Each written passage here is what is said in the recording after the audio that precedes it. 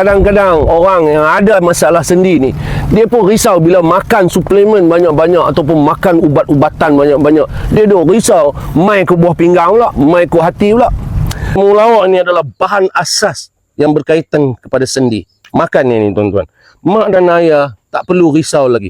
Yang buat suplemen ni adalah Profesor Fazilah, pakar herba daripada Universiti Malaysia Terengganu. Bahan-bahannya ditanam di ladang milik UMT sendiri. Tahu tak tuan-tuan? Tahu tak?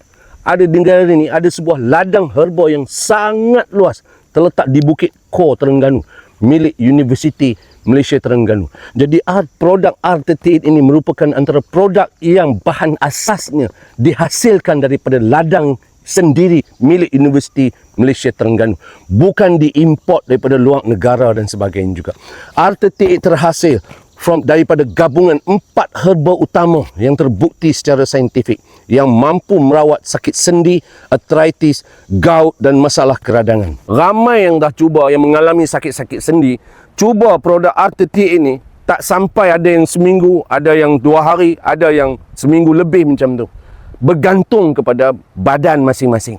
Bergantung pada badan masing-masing. Setiap badan kita tak sama dia punya mekanikal dia. Yang ada masalah sendi, yang ada masalah arthritis, yang ada masalah gout, tuan-tuan, cuba. Tak rugi tuan-tuan cuba. Yang pertama ikhtiar. Yang kedua, produk ni tidak ada bahan kimia langsung. Tidak mempunyai bahan-bahan yang merosakkan hati dan juga buah pinggang.